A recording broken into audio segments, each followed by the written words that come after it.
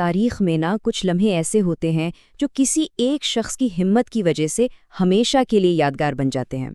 آج ہم حضرت اسما کی ایسی ہی ایک ناقابل یقین کہانی کے بارے میں بات کریں گے۔ اچھا، تو اس کہانی میں آگے بڑھنے سے پہلے آئیے ذرا ایک سوال پر غور کرتے ہیں کہ جب کوئی بحران آتا ہے تو اصل میں ہمت کیسی دکھائی دیتی ہے۔ چلیں ہم وقت میں تھوڑا پیچھے چلتے ہیں۔ سال ہے 622 عیسوی۔ پیغمبر اسلام حضرت محمد صلی اللہ علیہ وسلم اور ان کے قریبی ساتھی حضرت ابوبکر صدیق مکہ سے مدینہ کی طرف ایک بہت ہی اہم سفر پر نکلے ہیں۔ اب دیکھیں، یہ کوئی عام سفر نہیں تھا، یہ تو ایک ایسا قدم تھا جو تاریخ کا دھارا بدلنے والا تھا۔ لیکن جیسے ہی اس ہجرت کی خبر مکہ کے سرداروں تک پہنچی، بس سمجھیں آگ کی طرح پھیل گئی۔ وہ غصے سے بالکل بے قابو ہو گئے اور انہوں نے قسم کھا لی کہ کچھ بھی ہو جائے وہ انہیں ڈھونڈ کر ہی رہیں گے۔ اور خطرے کا اندازہ اس بات سے لگایا جا سکتا ہے کہ ان کی گرفتاری پر بڑے بڑے انعامات رکھ دیے گئے، چاہے وہ زندہ ملے یا مردہ۔ پورا شہر یوں سمجھے ایک شکار گاہ بن چکا تھا اور ہر شخص ان کی تلاش میں نکل پڑا تھا۔ تو ایسے خطرناک ماحول میں ایک نوجوان خاتون حضرت اسما ایک ایسا کردار ادا کرتی ہیں جو تاریخ میں ہمیشہ یاد رکھا جائے گا۔ آئیے دیکھتے ہیں کہ کیسے انہوں نے اپنی ذہانت اور خدمت سے اس پوری کہانی کا رخ ہی موڑ دیا۔ دیکھیں، اس پورے منصوبے کا مرکز تھیں حضرت اسما۔ انہوں نے اس خطرناک سفر کے لیے کھانا تیار کرنے کی ذمہ داری اپنے سر لی۔ اب یہ کام سننے میں شاید کوئی چھوٹی بات لگے، لیکن اس کی اہمیت بہت بہت زیادہ تھی۔ اور یہیں پر ان کی ذہانت کا ایک زبردست مظاہرہ دیکھنے کو ملتا ہے۔ جب کھانا باندھنے کے لیے کوئی چیز نہیں مل رہی تھی تو انہوں نے ایک لمحہ بھی ضائع کیے بغیر اپنی کمر کی پٹی کو 2 حصوں میں پھاڑا اور اسی سے کھانا باندھ دیا۔ ان کی اسی قربانی اور حاضر دماغی کی وجہ سے انہیں ذات و متقین کا لقب ملا، یعنی 2 پٹیوں والی۔ لیکن ان کی خدمت یہیں پر ختم نہیں ہوئی۔ اب ہم ان کے سب سے خطرناک مشن کی طرف آتے ہیں، ایک ایسا کام جو وہ ہر رات اندھیرے کی آڑ میں کیا کرتی تھیں۔ یہ کوئی معمولی کام بالکل نہیں تھا۔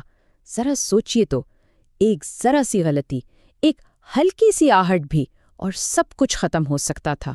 رسول اللہ صلی اللہ علیہ وسلم کی زندگی داؤ پر لگی ہوئی تھی۔ آئیے ذرا ان کے رات کے اس سفر کو تصور کرنے کی کوشش کرتے ہیں۔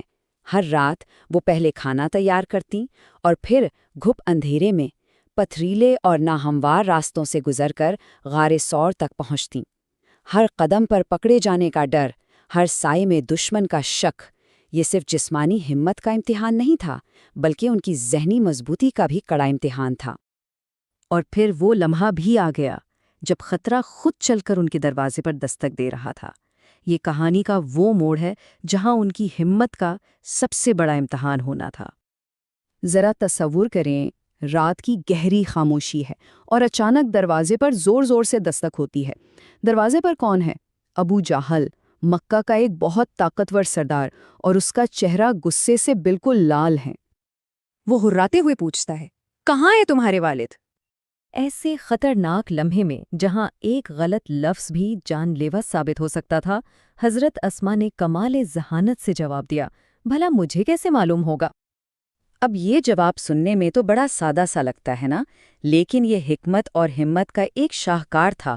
انہوں نے نہ تو جھوٹ بولا اور نہ ہی سچ بتایا، بلکہ ایک ایسا جوابی سوال کر دیا جس نے ابو جہل کو بالکل لاجواب کر دیا اور اس کا غصہ اور بھی زیادہ بھڑکا دیا۔ ان کے اس پرسکون جواب کے آگے بے بس ہو کر ابو جہل اپنی طاقت پر اتر آیا۔ اس نے ان کے چہرے پر اتنی زور سے تھپڑ مارا کہ کان کی بالی تک اچھل کر دور جا گری۔ لیکن اس جسمانی تکلیف کے باوجود ان کا عزم ذرا بھی نہیں ٹوٹا۔